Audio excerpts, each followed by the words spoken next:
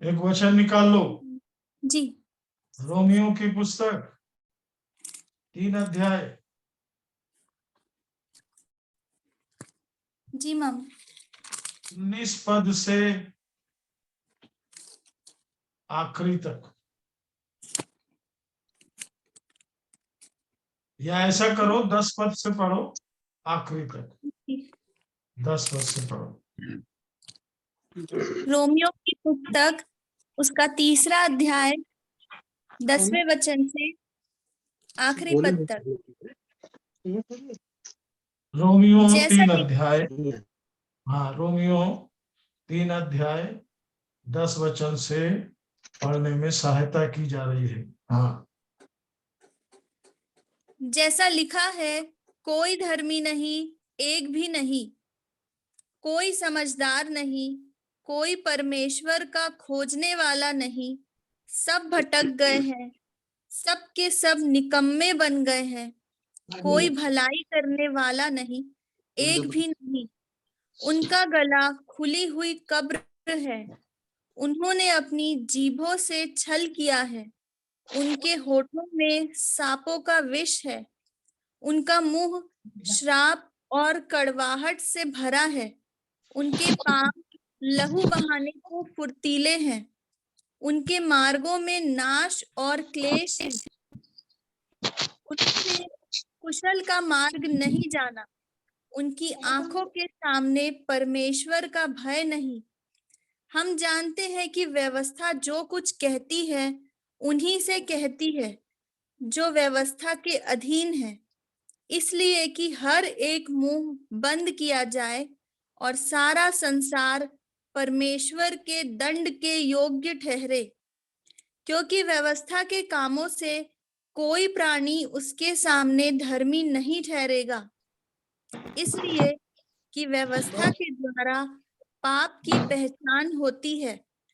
परंतु अब व्यवस्था से अलग परमेश्वर की वह धार्मिकता प्रकट हुई है जिसकी गवाही व्यवस्था और भविष्यवक्ता देते हैं, अर्थात परमेश्वर की वह धार्मिकता जो यीशु मसीह पर विश्वास करने से सब विश्वास करने वालों के लिए है, क्योंकि कुछ भेद नहीं, इसलिए कि सब ने पाप किया है और परमेश्वर की महिमा से रहित है, परंतु उसके अनुग्रह से उस छुटकारे के द्वारा जो मसीह यीशु में है सेत में धर्मी ठहराए जाते हैं।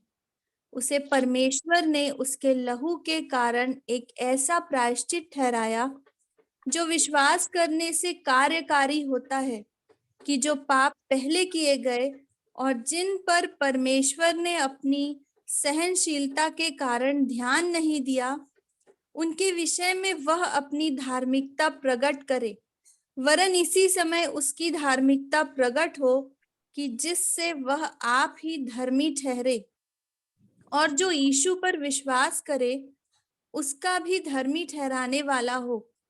तो घमंड करना कहाँ रहा, उसकी तो जगह ही नहीं। कौन सी व्यवस्था के कारण से? क्या कर्मों की व्यवस्था से? नहीं, वरन विश्वास की व्यवस्था के कारण। इसलिए हम इस परिणाम पर पहुंचते हैं कि मनुष्य व्यवस्था के कामों से अलग ही विश्वास के द्वारा धर्मी ठहरता है। क्या परमेश्वर केवल यहूदियों ही का है? क्या अन्य जातियों का नहीं?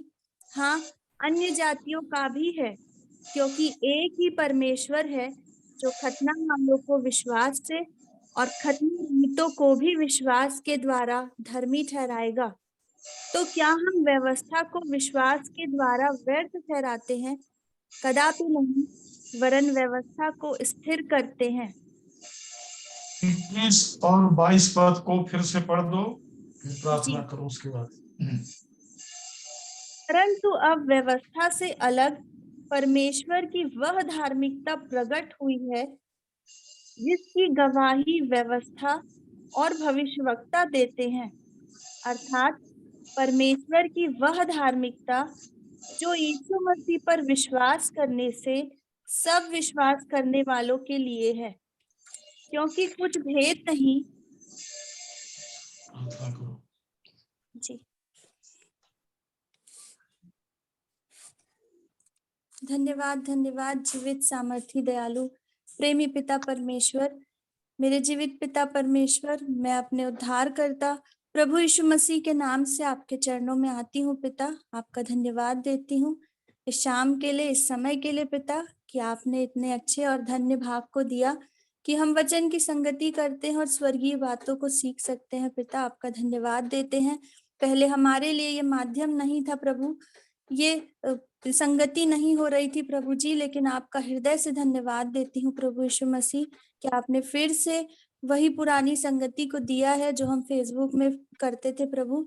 मैं धन्यवाद देती हूँ प्रभु जी कि आपको प्रभु हमारे लिए प्रभु ये सुधी हुई कि मेरे बच्चों को जरूरत है उसी वचन की, उस संगति की प्रभु, और आपने फिर से हमारी आत्मिक उन्नति के लिए प्रभु जी हमारे ध्यान को, हमारे ऊपर ध्यान लगाया, चित लगाया। यीशु मसीह में बहुत बहुत धन्यवाद देती हूँ प्रभु, विशेष करके धन्यवाद देती हूँ प्रभु यीशु मसीह आपके जीवित लहू के लिए, आपके पवित्र लहू के लिए प्रभु यीशु, जिससे मैं बचाई गई हूँ। मैं आपकी गवाह ठहरी हूँ प्रभु जी। इसी प्रकार से प्रभु जी आज जितने लोग भी जुड़े हैं प्रभु, आपके लहू की कीमत को समझ सके, आपके वचन के महत्व को समझ सके पिता, दया करना, अनुग्रह करना। जो भी वचन प्रभु आज बोया जाता है प्रभु, हम पूरी रीति से आदर के साथ प्रभु उसे ग्रहण कर सके, उस पर चल सके, और उस अनुभव को एक दूसरे से और बहुत सारे लोगों से प्रभु, जो अन्य जाति लोग हैं प्रभु, जो अभी तक आपको नहीं जानते हैं यीशु मसीह, उनसे हम बांट सके प्रभु, आपके सुसमाचार को बता सके। हम पर दया करना, और विशेष करके मुझ पर दया करना प्रभु। सारे भाई बहनों को, सारे माध्यम को आपके हाथों में सौंपती हूँ प्रभु, जीवित वचन के लिए, पवित्र आत्मा के लिए पिता, आपकी सारी योजनाओं के लिए, प्रबंध के लिए बहुत बहुत धन्यवाद देती हूँ प्रभु यीशु मसीह के नाम से इस विनती को मांगती हूँ, आमीन। आमीन आमीन। ईश्वर पिता का धन्यवाद हो सब भाई बहनों और बच्चों के लिए, उनकी उपस्थिति के लिए धन्यवाद करते हैं कि प्रतिदिन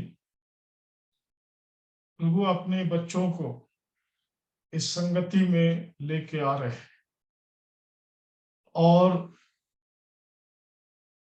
अवश्य है कि इसमें कुछ वो नए लोग भी जुड़ रहे हैं जो स्वर्गीय प्रबंध से अनजान है। अभी जैसा एक शब्द पढ़ने में भी आया और प्रार्थना में भी आया, अन्य जाति, तो अन्य जाति को ये नहीं समझेंगे कि हम किसी और धर्म से आ रहे हैं। कोई भी हो, इस पृथ्वी का मानव जो है, जब स्वर्गीय बनता है, स्वर्गीय परिवार, स्वर्गीय कार्यक्रम सब यीशु मसीह के द्वारा इस पृथ्वी पर लाया गया, और जब यीशु मसीह के द्वारा पृथ्वी पर स्वर्गीय बातों को, स्वर्गीय प्रबंध को लाया गया, तो उसमें जो सम्मिलित होते हैं वो सब अन्य जाति से नए जन्म को पाकर, चाहे वो मैं हूं, चाहे कोई भी रहे, ये धर्म की बात नहीं है कि एक धर्म से दूसरे धर्म में आ गया। कुछ बातों को बहुत ही सिस्टमेटिक ढंग से समझने की जरूरत है, और यदि नहीं समझे तो हम सब अपने आप को एक जैसा समझेंगे। नहीं, इसमें आपके साथ स्वर्ग यदि नहीं चल रहा है, मरने के बाद स्वर्गीय कार्यक्रम यहाँ पर नहीं है। ये यहाँ पर आपको जीवित होके स्वर्गीय गवाही देना है कि मैं स्वर्गीय हूं, मेरे जीवन में स्वर्ग ने काम किया है। स्वर्ग मतलब प्रभु यीशु मसीह ने मेरे अंदर काम करके मुझे अपना बना लिया है। इसलिए 21 वचन में जो बात पढ़ा गया उसको ध्यान से एक बार और सुनिए। पढ़िए 21 पर। परंतु अब व्यवस्था से अलग परमेश्वर की वह धार्मिकता प्रकट हुई है जिसकी गवाही व्यवस्था और भविष्यवक्ता देते हैं। हाँ, आगे अर्थात परमेश्वर की वह धार्मिकता हाँ, ये परमेश्वर की धार्मिकता है, मनुष्य का कार्यक्रम नहीं है। इसमें परमेश्वर को आपके जो जीवन यहां से शुरू होगा, यदि नया जन्म नहीं हुआ, पापों की क्षमा नहीं हुई, तो आपको कोई भी बात समझ में नहीं आएगी। पहला, पापों की क्षमा, मतलब सब चीज परमेश्वर के वचन के अनुसार होना चाहिए, और परमेश्वर के वचन के अनुसार है तो ठीक है। परमेश्वर के लोगों के अनुसार में आप ध्यान रखेंगे, मेरे प्रचार करने का जो तरीका है, मैं जो बात लोगों के पास पहुंचा रहा हूं कि परमेश्वर ने अनुग्रह करके आपको यीशु मसीह के द्वारा स्वर्गीय बना लिया, स्वर्गीय हो गए। ये योजना है, मुर्दे को नहीं, जिसकी लाश को ले जा रहे, जो मर गया तो कह रहे स्वर्गीय हो गया। ये बहुत निंदनीय बात है। यीशु मसीह के कार्य को अज्ञानता, नहीं जानना, या यीशु मसीह की बातों को नहीं जानना, या यीशु मसीह के काम को अपने जीवन में ग्रहण नहीं करना। यीशु मसीह के द्वारा, ध्यान रखेंगे बहुत लोग, हे परमेश्वर, हे परमेश्वर, हे परमेश्वर, बाद में बोलते तेरे बेटे के नाम से। नहीं, उसका बेटा है, वो आप बोलो चाहे ना बोलो, उसका बेटा है, उसने दिया है, अभिप्राय से दिया है, स्वर्गीय प्रबंध से दिया है, स्वर्गीय योजना से दिया गया है, ताकि ये मिट्टी का मानव पहले मिट्टी से निकाला जाए,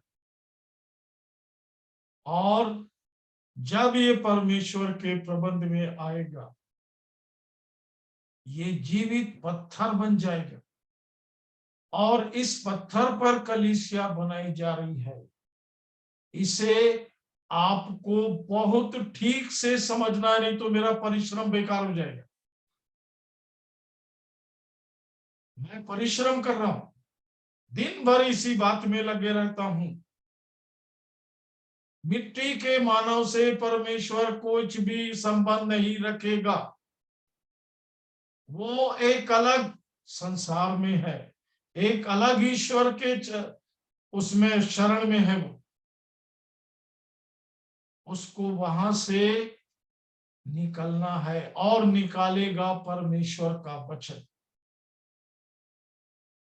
परमेश्वर का वचन सिर्फ सुनने वाले नहीं बनना है।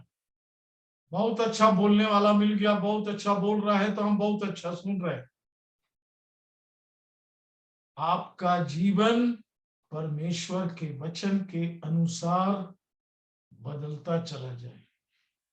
आप परमेश्वर के जीवन के अनुसार, क्योंकि उसने बनाते समय उसको याद है, उसको मालूम है, उसने बनाते समय कहा आओ अपने स्वरूप में, अपनी समानता में बनाए। उद्देश्य यही है प्रियो, इससे कम में काम नहीं चलेगा। इससे कम में शैतान अपनी धूर्तता मनुष्य के अंदर डाल के उसको धोखे में रखकर कहीं भी बैठा देता है, कुछ भी करने लगता है। आपको सत्य को वैसा ही जानना है जैसा सत्य है। बोलने वाले बहुत मिलेंगे वचन, सुसमाचार प्रचार करने वाले भी बहुत मिलेंगे, पर ध्यान रखिए यदि आप परमेश्वर के प्रबंध में नहीं आए तो कब आओगे? मरने के बाद। आप स्वर्गीय कब होगे? मरने के बाद। नहीं प्रियो, मृत्यु तो पहले भी हो चुकी अदम की वाटिका में। फल खाएगा तो मर जाएगा। मरने का मतलब है वहां पर परमेश्वर के महिमा से मानव अलग हो गया।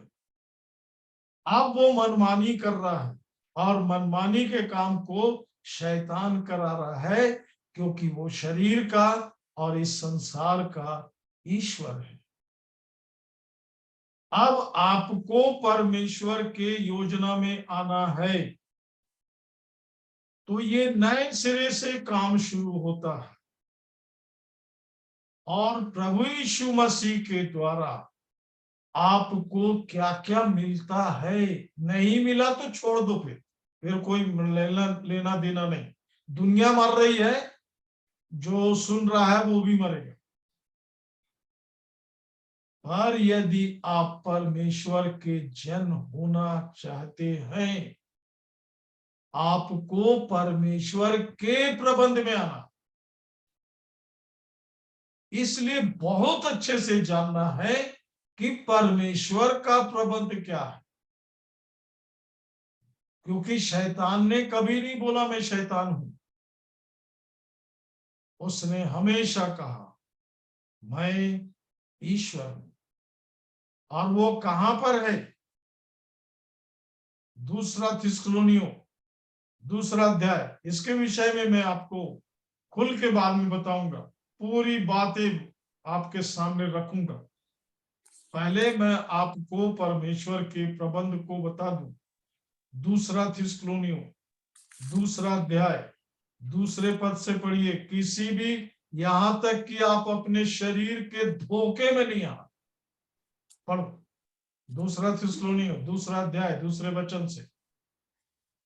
कि किसी आत्मा या वचन या पत्री के द्वारा, जो कि मानो हमारी ओर से हो, यह समझकर कि प्रभु का दिन आ पहुंचा है, तुम्हारा मन अचानक अस्थिर ना हो जाए और ना घबराओ। अभी वो समय है अनुग्रह का, इसलिए रोक के रखा है प्रभु। आगे। किसी रीति से किसी के धोखे में न आना, क्योंकि वह दिन न आएगा जब तक जब तक धर्म का त्याग न हो ले। हाँ, कितनों का हो गया? आप धर्म में हैं तो धर्मी है, स्वर्गी नहीं है। ध्यान रखेंगे। बाइबल में जो लिखा है लिखा है। आप दो नाव में पैर रख करके नहीं चल सकते, क्योंकि जब धर्म बोलेगा आप स्वर्गीय हो गए, तब होंगे आप। इसको ध्यान रखेंगे। अभी आपको धर्म नहीं बोलता। धर्म कब बोलेगा? जब आपकी कब्र में आपकी डेड बॉडी रखी होगी और खबर चारों तरफ एक बात से दिया जाएगा कि वो स्वर्ग चले गए। ये सत्य है, पूरी दुनिया में जाना है प्रिय, ये आप तक नहीं। यही तो दुनिया फंसा के रखी। पड़ी आगे। किसी रीति से किसी के धोखे में न आना, क्योंकि वह दिन न आएगा जब तक धर्म का त्याग न हो ले और वह पाप का पुरुष अर्थात विनाश का पुत्र प्रकट न हो, जो विरोध करता है और हर एक से जो आगे पढ़ते जाओ, तुम रुको मत, पढ़ते जाओ। हाँ, हर एक से जो ईश्वर या पूज्य कहलाता है अपने आप को बड़ा ठहराता है, यहाँ तक कि वह परमेश्वर के मंदिर में बैठकर अपने आप को क्या ईश्वर बोल रहा? हाँ, हाँ, अपने आप को ईश्वर तुम रुको मत, पढ़ते जाओ। बिल्कुल क्या बोलते तुमने जाओ, चुपना। सुना नहीं हाँ, कि जब मैं परमेश्वर तुम्हारे के यहाँ था, मंदिर में बैठकर अपने आप को क्या बोल रहा है? ईश्वर ये मिट्टी का क्या औकात जो उसके हाथ में ना आए, सब फंसे हैं उसी के हाथ में। ये मिट्टी की क्या औकात, ये तो परमेश्वर का अनुग्रह है। इसलिए आप पर अनुग्रह हुआ तो खाली हाथ झूमते जानते मत चले जाना स्वर्ग।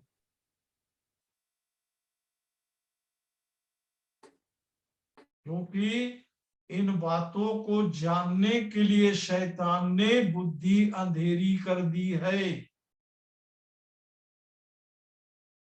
हमारे सामने जो आया हम उसी को परमेश्वर का काम, अरे भाई सब तो कर रहे हैं, सब तो कर रहे हैं, सब तो कर रहे हैं। यहां सब में काम नहीं चलेगा, सबके पास कुछ नहीं मौत के सिवा। जो भी चीज स्वर्ग से लाया है, पिता परमेश्वर के पास से लाया है, उसका नाम यीशु है। उसका नाम यीशु है। और आपको जो स्वर्ग में जोड़ने वाला है, ध्यान से सुनेंगे और अच्छे से समझेंगे। बहुत लोग चलते चलते सुन रहे हैं।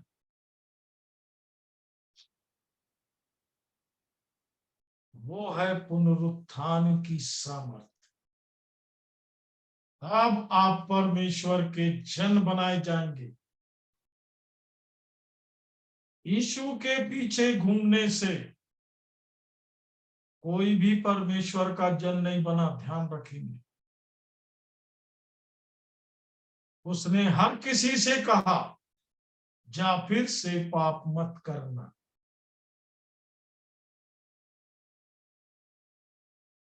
क्योंकि यीशु खुद ही प्रचार करते जा रहा था, बताते जा रहा था। जल्दी से मत्ती 16 निकाल लो, जी। जल्दी से मत्ती 16 और 21 पर।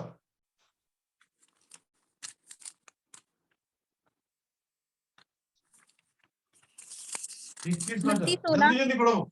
हाँ मत्ती 16:21 पद। उस समय से यीशु अपने चेलों को बताने लगा, क्या अवश्य है बताने लगा? हाँ क्या बताने लगा? अवश्य है कि मैं यरूशलेम हाँ को जाऊं और हाँ पुरनियों और प्रधान याजकों और शास्त्रियों के हाथ से बहुत दुख उठाऊं और मार डाला जाऊं और तीसरे दिन जी उठूं। मार डाला जाऊं। पतरस सुना, घबरा गया। क्या बोला आगे? इस पर पतरस उसे अलग ले जाकर झिड़कने लगा, हे प्रभु, परमेश्वर ना करे तेरे तेरे साथ ऐसा कभी ना होगा। कौन तुझे मार डालेगा? और देखिए ये तो यीशु है, अद्भुत है। पतरस को क्या बोला? उसने मुड़कर पतरस से कहा, हे शैतान, मेरे सामने से दूर हो, तू क्यों? मेरे लिए ठोकर का कारण है, क्यों? क्योंकि तू परमेश्वर की बातों पर नहीं परंतु मनुष्यों की बातों पर मन लगाता है। यदि मनुष्य का मन अभी भी आपके अंदर काम कर रहा है तो यीशु मसीह आपसे कहेगा, शैतान दूर हो जा।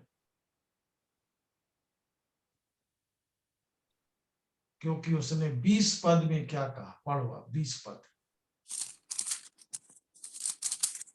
किसी से ना कहना। तब उसने चेलों को चिताया कि किसी से ना कहना कि मैं मसीह हूं। हाँ मैं मसीह हूं। 13 पद। यीशु कैसरिया फिलिपी के बस प्रदेश में आया। बस बस बस बस 13 पद। यीशु बस कैसरिया वहां पर यीशु, 15 पद में यीशु, और 20 पद में किसी से ना कहना मैं मसीह हूं। आप मसीह में हैं तो स्वर्गीय प्रबंध में हैं।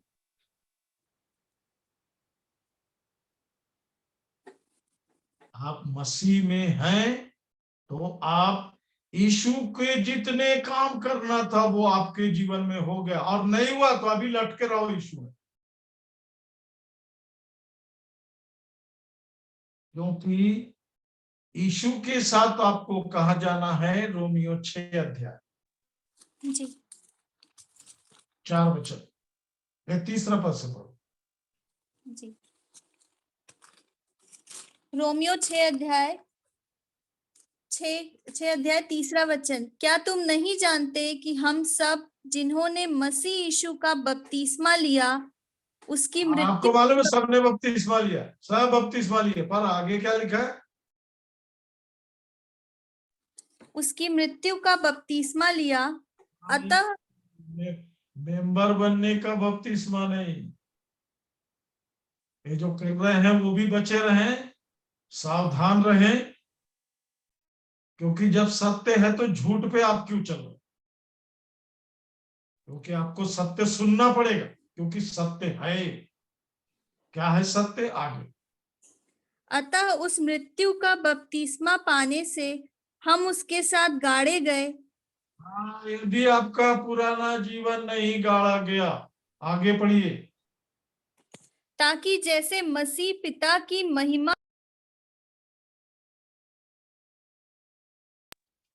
वैसे ही हम भी नए जीवन की सी चाल चले। तुम्हारी आवाज कट रही है, अभी क्या बात है? बीच बीच में जी आवाज कट जा रही है। नेटवर्क का हाँ प्रॉब्लम। हाँ, चलो ठीक है, जब होगा तो बता देना, तो फिर दूसरा पढ़ेगा। पढ़ो, फिर से पढ़ो। अतः उस मृत्यु का बपतिस्मा पाने से हम उसके साथ गाड़े गए, हाँ, उसके साथ कौन गाड़ा गया? आगे, ताकि जैसे मसीह पिता की महिमा के द्वारा मरे हुओं में से जिलाया गया वैसे ही हम भी नए जीवन की सी चाल चले। ये नया जीवन नहीं मिलेगा। ये कब मिलेगा? आगे, क्योंकि यदि हम उसकी मृत्यु की समानता में उसके साथ जुट गए हैं हाँ, यदि उसकी मृत्यु की समानता में उसके साथ जुट गए हैं तो निश्चय उसके जी उठने की समानता में भी जुट जाएंगे। फिर से पढ़ो इस वचन को। क्योंकि यदि हम उसकी मृत्यु की समानता में उसके साथ जुट गए हैं तो निश्चय उसके जी उठने की समानता में भी जुट जाएंगे। ये दोनों बात अलग है, ध्यान रखेंगे। उसके साथ मरना ये मिट्टी के आदम का काम है, खत्म। उसके साथ गाड़े जाना ये मिट्टी के आदम का काम है, पर जब वहां से जी उठना ये मसीह का काम है, ये पुनरुत्थान का काम है।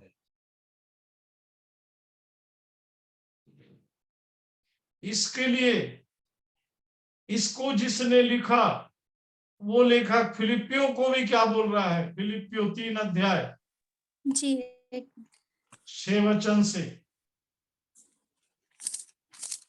ध्यान देंगे क्या लिखा है।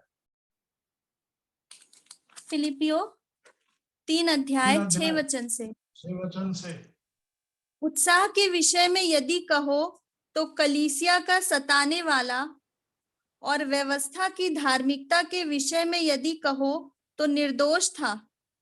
अपना अपना काम परंतु सब कर रहे हैं। आगे, परंतु जो जो बातें मेरे लाभ की थी उन्हीं को मैंने मसीह के कारण हानि समझ लिया है।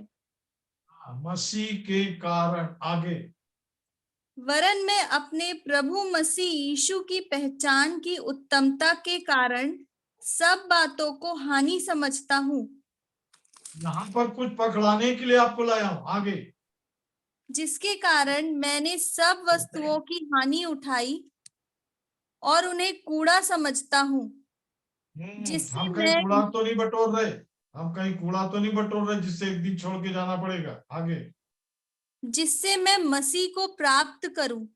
हाँ, मसीह को प्राप्त करूं। इस शब्द तक आपको लाना था। ये कैसे प्राप्त होगा? आगे, और उस अब इसकी परिभाषा समझिए आगे। हाँ, और उसमें पाया जाऊं, न कि अपनी धार्मिकता के साथ जो व्यवस्था से है, वरन उस धार्मिकता के साथ जो मसीह पर विश्वास करने के कारण है हाँ, और आगे। परमेश्वर की ओर से विश्वास करने पर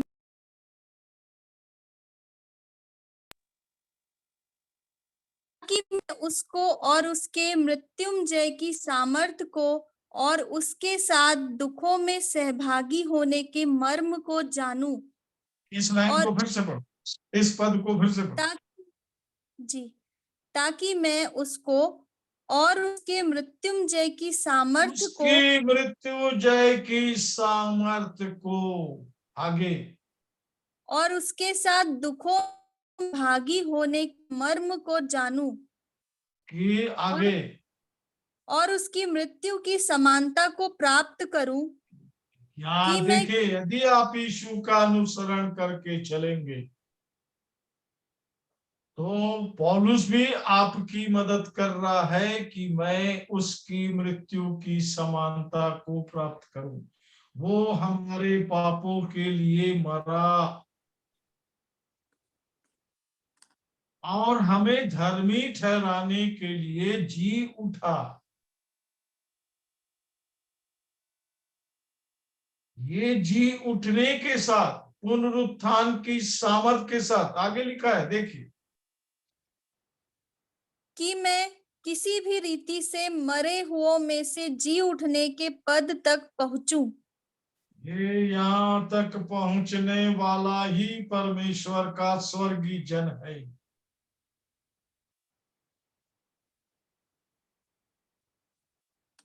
ये स्वर्गीय प्रबंध है। इसे बहुत अच्छे से समझना है। मैं जानता हूं, मुझे सब मालूम है कि चक्कर में मत रहना, ये भी शैतानिक डायलॉग है, मेरे को सब पता है। मेरे जीवन में अनुभव होना चाहिए। मैं किसी भी रीति से उस पद तक पहुंचूं, क्योंकि एक बार यदि हमने उस पद को पा लिया, एक बार मसीह की देह में सम्मिलित हो गए, तो परमेश्वर का प्रबंध ये है कि आपको मसीह लेके चलेगा। फिर इसलिए यीशु का काम कब्र में खत्म हो गया। कब्र इसलिए खाली है कि वहां से मसीह बाहर आया है और परमेश्वर के काम को करने के लिए आया है। अब ये मानव वाला काम नहीं है। मानव का काम को, जो भी था, जितने भी काम को आपको समझ में आता है, आपके जीवन में परमेश्वर से अलग करने वाली जो जो बातें हैं, बाइबल को ध्यान से पढ़िए, खासकर नए नियम, क्योंकि कोई भी बात आपको पाप में रखी तो पाप मृत्यु में ही ले जाएगा, इसको ध्यान रखेंगे। और मृत्यु अधलोक में ले जाएगी, अधलोक आपकी झील में ले जाएगी। ये डरने और डराने का बात नहीं है, ये प्रबंध है। कोई किसी को नहीं डरा रहा, परमेश्वर का प्रबंध है।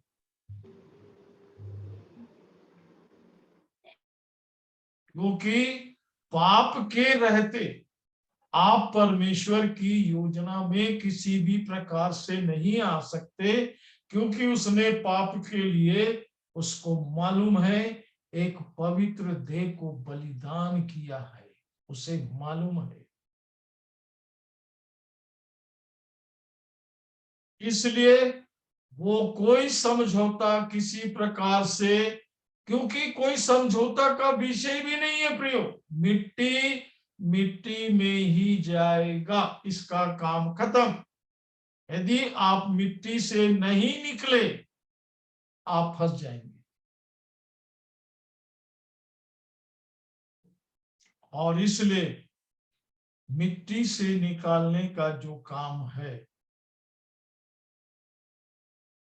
क्योंकि मिट्टी में रखने का काम शैतान का है और शैतान को निकालने का काम, मिट्टी से निकालने का काम जो है वो परमेश्वर के वचन का है। आप कहीं वचन को पढ़ते पढ़ते थक तो नहीं गए?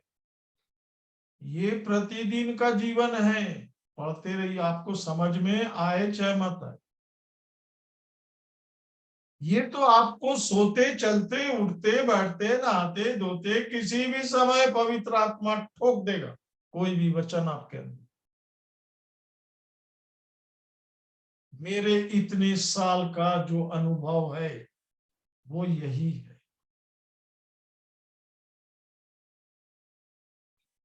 मेरी नौकरी भी बाथरूम में गई थी प्रियो। जब मैं नहा रहा था तो बाथरूम में तो एक हाथ में साबुन और एक हाथ में पानी था। घुटने में बैठ के बस पानी डालने जा रहा था तो देखा तो बाइबल के वचन दीवार में सब लिखने लगे। वहां तो बाइबल नहीं थी मेरे हाथ में, पर मुझे मालूम था कि ये वचन कहाँ लिखा है, क्योंकि वो मेरे अंदर भरा हुआ है। दूसरा राजा 6वां अध्याय के वो वचन से आना शुरू हुए और तब प्रभु ने पूछा, तू स्वर्गीय है कि नरकीय है? मैंने कहा प्रार्थना कर लूं फिर बताऊंगा। नहीं प्रियो, सावधान रहेंगे। बहुत प्रार्थना करने वाले परमेश्वर के सामने वो सब नाटकबाजी नहीं चलेगा, वहां फटाफट उत्तर देना।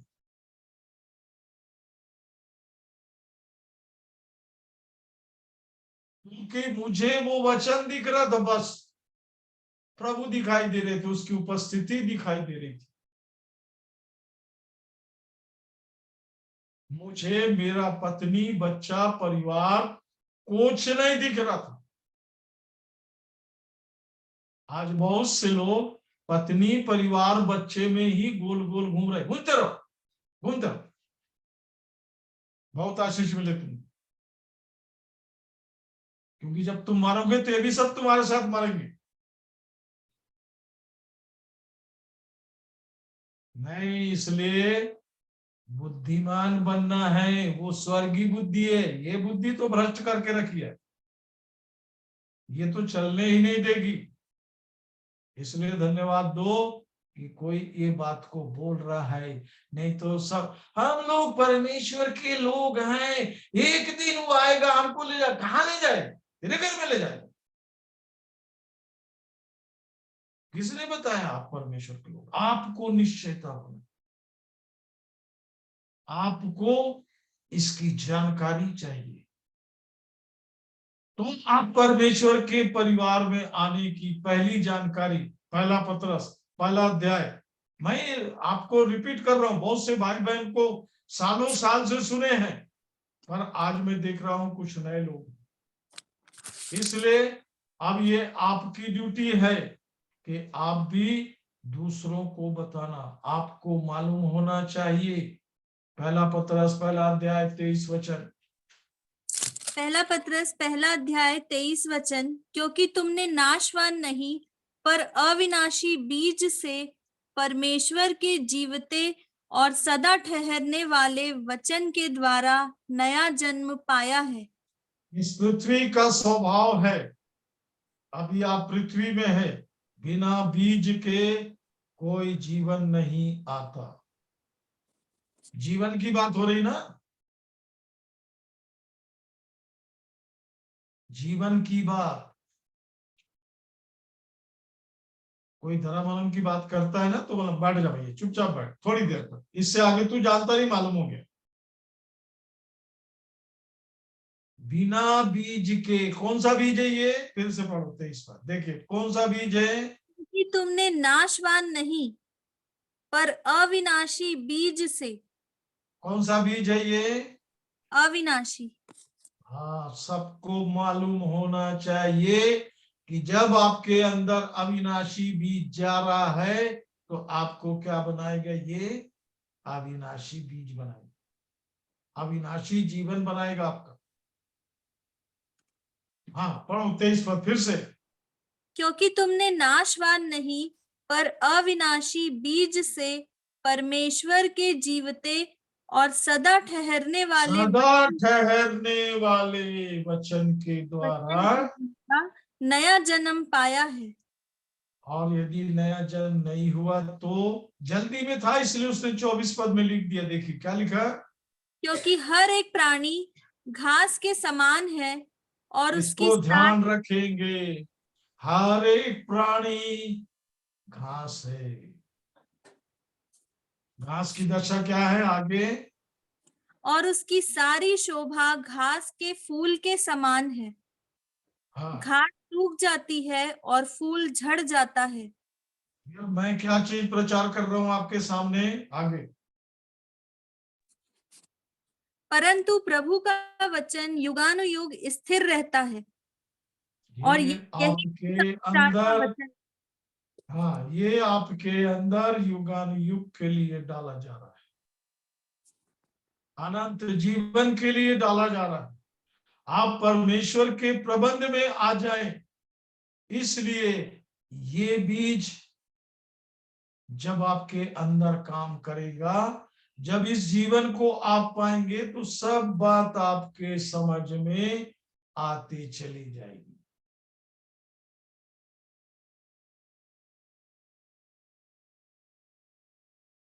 नहीं तो प्रियो, बहुत साल पहले मैं नागपुर में एक मीटिंग में गया था। बड़े सम्मानी लोग जो बहुत सालों से सेवा कर रहे हैं, और गर्मी का दिन था, छत पे हम लोग बैठे हुए थे। एक भाई ने आकर के अपने बैग को पटक दिया, जिसको देखो वही नया जन्म, नया जन्म ये है क्या? बोला, सेवा कर रहे पर उसको नहीं मालूम नया जन्म क्या है।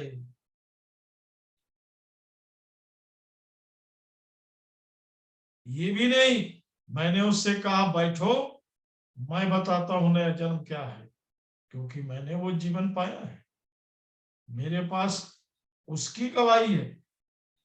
मैं इस शरीर की कोई भी गवाही नहीं दे रहा, ध्यान दीजिएगा। मैं कहां से आया, मैं कौन हूं, मैं क्या हूं, क्या है, वो कुछ भी नहीं बोल रहा हूं। मैं, परमेश्वर ने क्या काम किया, उसके वचन ने क्या काम किया मेरे जीवन में। मैं बोला बैठो, मैं बताता हूं। आपको मालूम है, कोई नहीं बैठा, चले गए सब वहां से।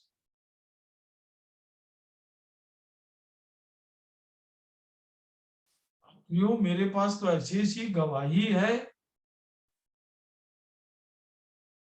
जिनको लोग बड़े घमंड से बोलते हैं मैन ऑफ गॉड। मैं उनके साथ बैठा वचन लेके तो वो भाग गए, वहां आई नहीं।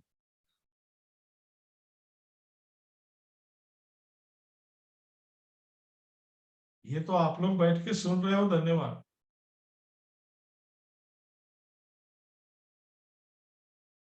आप लोग को बाइबल प्यारी लग रही है, इसके वचन आप लोगों के जीवन में काम कर रहे हैं, धन्यवाद। नहीं तो इससे बहुत दूर भागती है दुनिया, बहुत दूर भागती। आप अपने घर को देख लो, आपके घर में सब दूर भागते, और वचन को पढ़ने वाले को पागल बोलते हैं।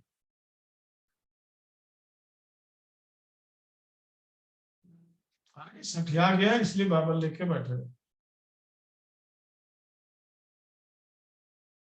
नहीं प्रियो,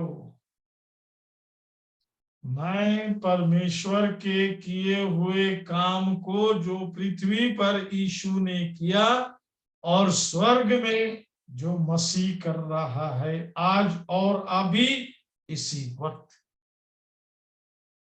ये सब मुझ पर मेरे प्रभु यीशु मसीह के द्वारा प्रकाशित होता चला गया। होते जा रहा है, जो आप तक पहुंच रही है। ये अद्भुत आशीषें हैं, ये स्वर्गीय प्रबंध है, जिसको व्यक्ति बोलने से भी डरता है, क्योंकि जब तक वो शैतान में है इन बातों को बोल नहीं सकता। वो तो बोलेगा जब वो मसीह में अनंत में। यूहन्ना 3:16 सबको रटा है, सब उसको रट्टा मार के बैठे। मैं जहां भी गया यूहन्ना 3:16 को बुलवाया, चाहे वो शादी हो, मौत मट्टी हो, कुछ भी हो, मेरे को मौका मिलता है। यूहन्ना 3:16 सब जल्दी जल्दी बोलने लगते हैं, नहीं है तो होंठे छिलाते कम से कम, पर बोलते हैं। जैसे ही उसने अपना एकलौता पुत्र दिया। रुक जाओ भाई, कितनों के पास पुत्र है, खड़े हो जाओ, आज तक कोई नहीं।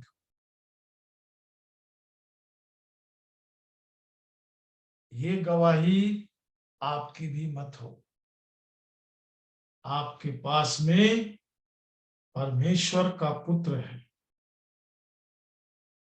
परमेश्वर का पुत्र मतलब जो जी उठा, जो जीवित है, फिर मरने का नहीं। तो आपको भी वहीं पहुंचाया जा रहा है जहां पर फिर मृत्यु नहीं, उसका कोई काम नहीं। इसको नहीं छूने देना प्रिय।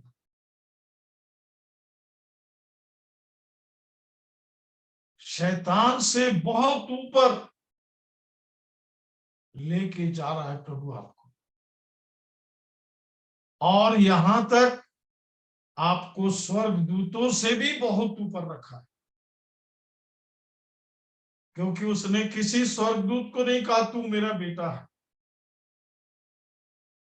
किसी स्वर्गदूत को नहीं कहा, पर आपको यूहन्ना एक बार हमें कह रहा है, जितनों ने उसे ग्रहण किया उसने उन्हें परमेश्वर के संतान होने का अधिकार दिया। वे ना तो लहू से, ना शरीर से, ना मनुष्य की इच्छा से।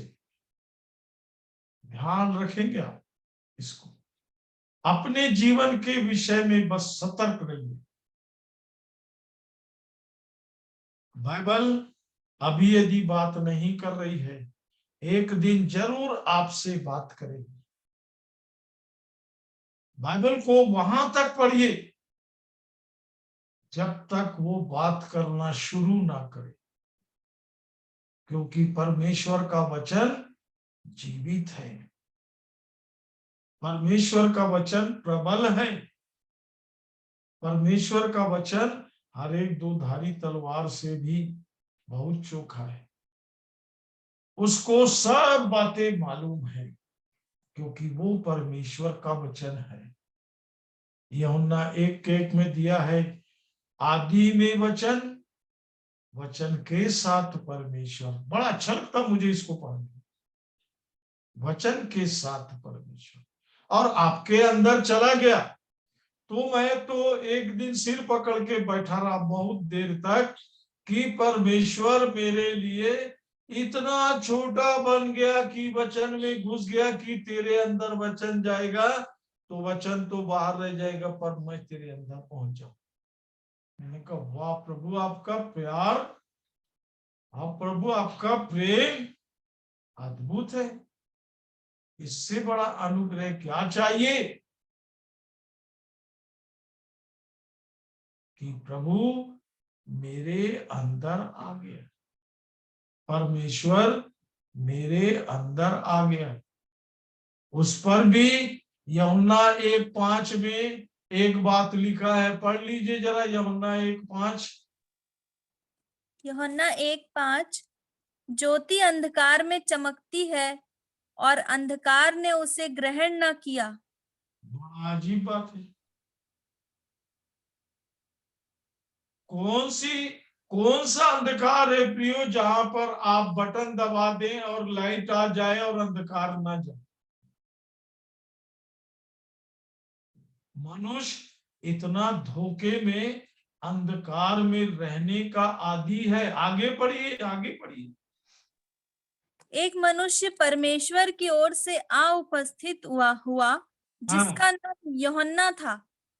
वह गवाही देने आया कि ज्योति की गवाही दे, ताकि सब उसके द्वारा विश्वास लाए। वह आप तो वह ज्योति न था, परंतु उस ज्योति की गवाही देने आया था। सच्ची ज्योति जो हर एक मनुष्य को प्रकाशित करती है, जगत में मनुष्य ने आने क्या वाली। किया? हाँ, मनुष्य ने क्या किया? जो जगत में आने वाली थी। आगे, वह जगत में था और जगत उसके द्वारा उत्पन्न हुआ और जगत ने उसे नहीं पहचाना। क्या समझे? नहीं पहचाना, अपने सृजनहार को नहीं पहचाना। आज बहुत से लोग सृजनहार को छोड़ करके बाकी सब काम करने में लगे। उन्होंने अपने ईश्वर बना लिए, अपने घर में रख दिए, अपने ताक में रख दिए, अपने तरीके बना लिए ईश्वर के साथ। इसलिए उनको उद्धार का अनुभव नहीं मिला। आपको मालूम चौथे पद में क्या लिखा? पढ़िए चौथा पद। उसमें जीवन था और वह जीवन मनुष्यों की ज्योति था। और फिर भी मनुष्य ने उसे ग्रहण नहीं किया। वह जीवन है, वह मनुष्यों की ज्योति बन के आया। मनुष्य को सिर्फ ग्रहण करना था। जितनों ने उसे ग्रहण किया, उसने उन्हें परमेश्वर के संतान होने का अधिकार दिया। यही वो कलीसिया है, यही वो मसीह की देह है जो परमेश्वर के परिवार में पैदा हुए। यूहन्ना की पत्री को पढ़ेंगे, बार बार पढ़ेंगे। परमेश्वर से जन्मा, परमेश्वर से जन्मा, परमेश्वर से जन्मा।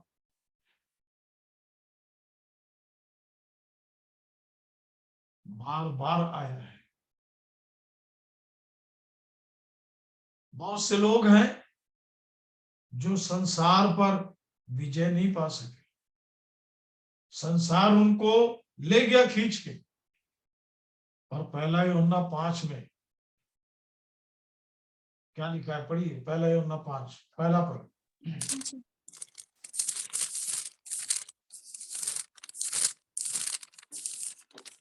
पहला यूहन्ना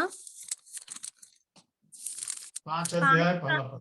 पहला पद। जिसका यह विश्वास है कि यीशु ही मसीह है, वह परमेश्वर से उत्पन्न हुआ है। आगे, और जो कोई उत्पन्न करने वाले से प्रेम रखता है, वह उससे भी प्रेम रखता है जो उससे उत्पन्न हुआ है। आगे, जब हम परमेश्वर से प्रेम रखते हैं और उसकी आज्ञाओं को मानते हैं, तो इसी से हम जानते हैं कि हम परमेश्वर की संतानों से प्रेम रखते हैं। आगे, क्योंकि परमेश्वर से प्रेम रखना यह है कि उसकी आज्ञाओं को माने, और उसकी आज्ञाएं कठिन नहीं। क्योंकि जो कुछ परमेश्वर से उत्पन्न हुआ है, वह संसार पर जय प्राप्त करता है। और वह परमेश्वर से यदि उत्पन्न नहीं हुए तो संसार आपको क्या बोलेगा पता है? याकूब 4 अध्याय का 4था वचन।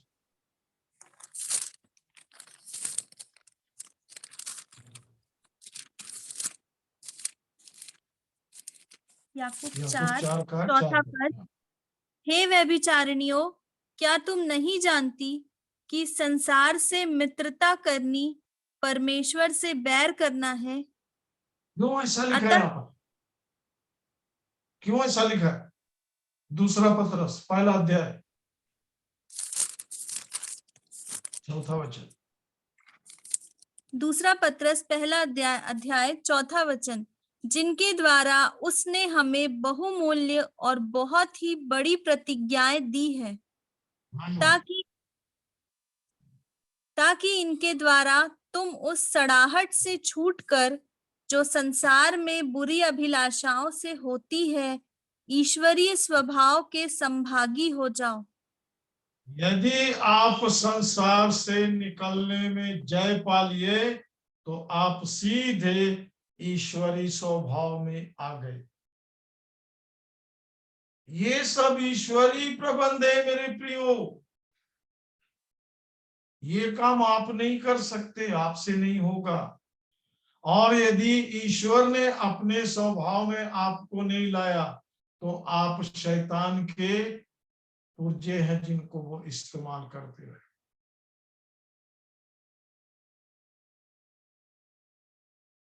ये आपके ऊपर है।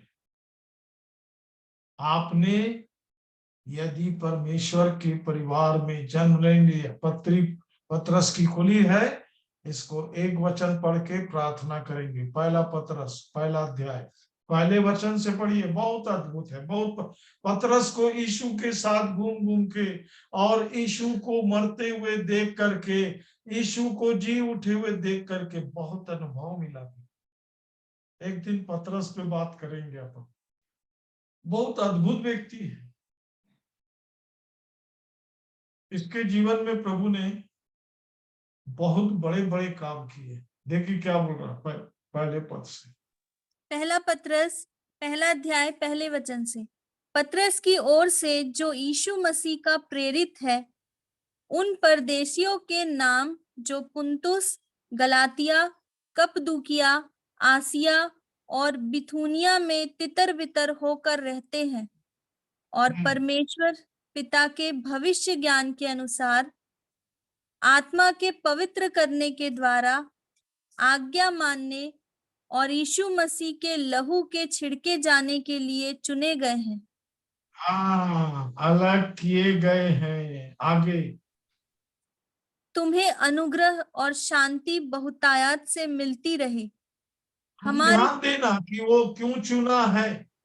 देखिए पत्रस का अनुभव। आगे। हमारे प्रभु यीशु मसीह के परमेश्वर और पिता का धन्यवाद हो, जिसने यीशु मसीह के मरे हुओं में से जी उठने के द्वारा अपनी बड़ी दया से हमें जीवित आशा के लिए नया जन्म दिया। कहाँ के लिए? आगे।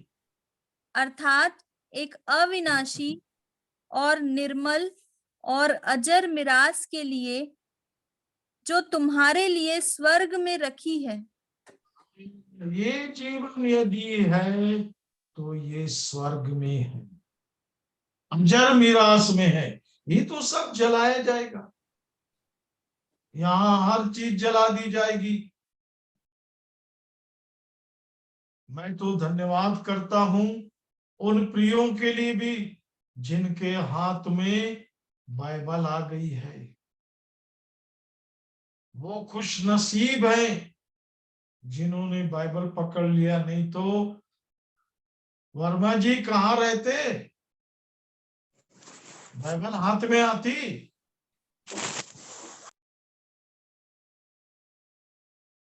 कहाँ रहते। आज घमंड का विषय है कि अब बाइबल ही मेरे हाथ में नहीं है, अब मैं यीशु और मसीह के साथ हूं। इसलिए ध्यान रखेंगे। इसको मैं अंतिम बात बता के, हाँ पढ़ दो, एक लाइन और पढ़ो। जिनकी रक्षा परमेश्वर की सामर्थ्य से विश्वास के द्वारा उस उद्धार के लिए जो आने वाले समय में प्रकट होने वाली है की जाती है। इसको मनुष्य नहीं कर सकता। जो काम मनुष्य का नहीं है उस काम के लिए उसके ही तरफ देखना है जिसका ये काम है। परमेश्वर का ये काम है, अद्भुत ये काम है।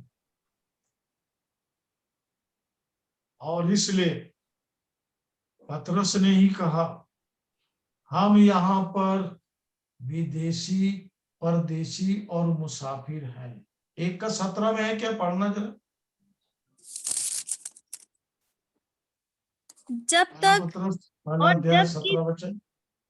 जी और जब कि तुम हे पिता कहकर उससे प्रार्थना करते हो, जो बिना पक्षपात हर एक के काम के अनुसार न्याय करता है, तो अपने परदेशी होने का समय भय से बिताओ। हाँ, आप परदेशी हैं यहाँ पर। हर किसी को बोलिए मैं तो स्वर्गीय हूँ। अरे वो मुर्दा बेचारा क्या बोलेगा जिसको बोलते स्वर्ग चला गया। आप स्वर्गीय गवाही को वचन से रख सकते हैं कि प्रभु यीशु ने अपने वचन के द्वारा, अपने लहू के द्वारा, अपने पवित्र आत्मा के द्वारा और अपने जीवन के द्वारा और अपने पुनरुत्थान के द्वारा मुझे परमेश्वर का स्वभाव दिया है, परमेश्वर के साथ रहने का अनुग्रह दिया है और अनुभव दिया है। सोच में तो नहीं पड़ गए?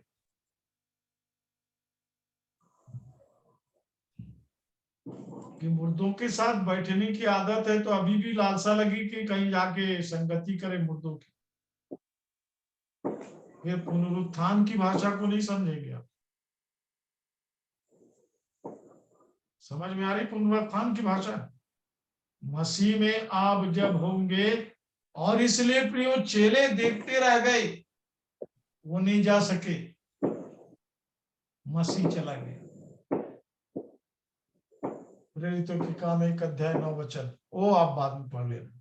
मैं उसको पढ़ने के बाद बैठा रहा, प्रभु जी ये चेले सब छोड़ के आपके पास आए थे, आपके पीछे आए थे, आप इनको छोड़ के चले गए। प्रभु बोले जिनके पीछे ये घूमते थे वो क्रूस पे मर गया, ये मेरे पीछे तो मेरे को तो भूत बोले हैं। लूका 24:36 जब पढ़ेंगे आप तो दरवाजा बंद था और यीशु अंदर आ गया तो बोला भूत आ गया। 7 मील तक 2 चेले चले गए उसके साथ, उसी की कहानी बताते हुए। कहानी, वो जीवन साथ में जा रहा है, उसको कहानी बता रहे।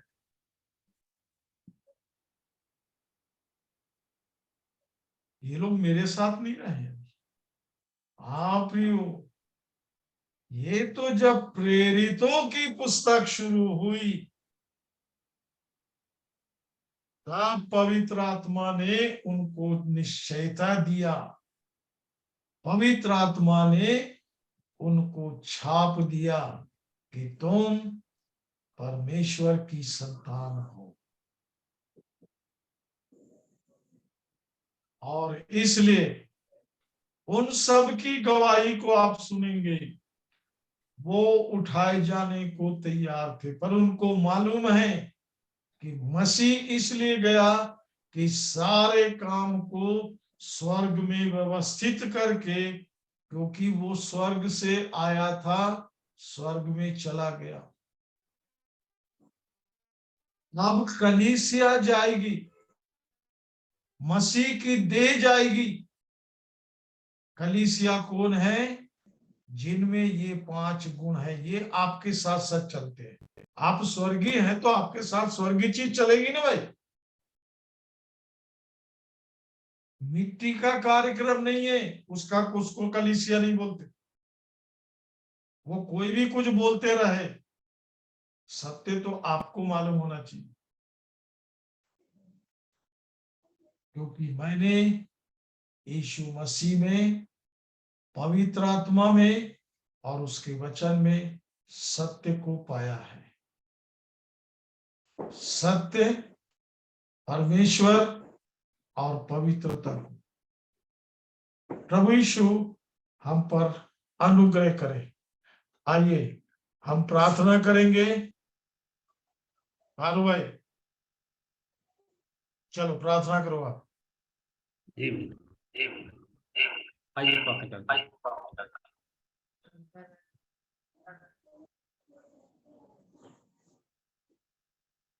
सर्वशक्तिमान पिता परमेश्वर, यीशु नाम से प्रभु जी आपके चरणों के समीप आते हैं प्रभु जी।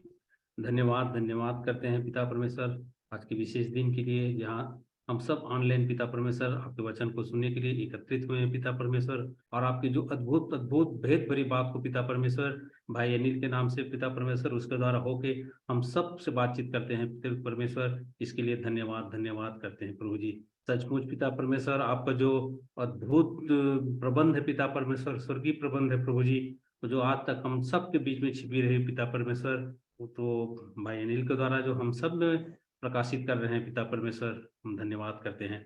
आपके वचन में लिखा है पिता परमेश्वर, वचन के खुलने से प्रकाशित होता है पिता परमेश्वर। आज के जो वचन से जो प्रकाशवान हम सबको हुआ है पिता, उसके लिए धन्यवाद करते हैं, और हमारे जीवन को भी प्रभु आपके हाथ में सौंपते हैं पिता परमेश्वर। उसमें हम केवल और केवल सुनने वाले नहीं बल्कि चलने वाले बन सके, विश्वास नहीं विश्वास योग्य नहीं, इसमें हम उसमें योग्य भी ठहरे पिता परमेश्वर आपकी, ताकि जो आपके जो स्वर्गीय प्रबंध है उसमें हम चल सके पिता परमेश्वर। और भली भांति प्रभु जी हम सब में हमसे जो भी जुड़े हैं पिता परमेश्वर, उनको भी हम इसी रीति से हम सबको उसको बता सके कि आपका जो अद्भुत स्वर्गीय प्रबंध है पिता परमेश्वर, हमारे जीवन को धन्य करे पिता परमेश्वर। तमाम बातों के लिए, आज की जो संगति के लिए प्रभु हम धन्यवाद धन्यवाद करते हैं। यहाँ उपस्थित हर एक लोगों को प्रभु मैं आपके हाथ में सौंपता हूँ, और आप तो हमारे मुंह खोलने से पहले जानते हैं पिता परमेश्वर, हर एक की कमी घटी को जानते हैं। आप तो अद्भुत करने वाले हैं, यहोवा यीरे हैं पिता परमेश्वर, क्षमा करने वाले हैं, दया के सागर हैं प्रभु जी। हम सब आपके हाथ में सौंपते हैं पिता परमेश्वर, हर एक की समस्या को, हर एक की परेशानी को प्रभु जी। विशेषकर आज के जो वचन के प्रकाशन हुआ है पिता परमेश्वर, इसी तरह से निरंतर पिता परमेश्वर भाई अनिल में होकर हम सबको प्रभु जी आपकी जो भेद भरी अद्भुत बात है पिता परमेश्वर प्रकाशित होता रहे, और हमारे जीवन में प्रभु जी उसको हम अमल कर सके। ऐसी हम उपस्थित सभी को प्रभु आपके हाथ में देता हूँ, और पवित्र आत्मा हम सबकी सहायता करे पिता परमेश्वर। सारी बात को प्रभु हम आपको आदर महिमा देते हैं। दुआ हमारे उद्धारकर्ता प्रभु यीशु के नाम से मांगते हैं, स्वर्ग से कबूल करें, आमीन। आमीन। आमीन।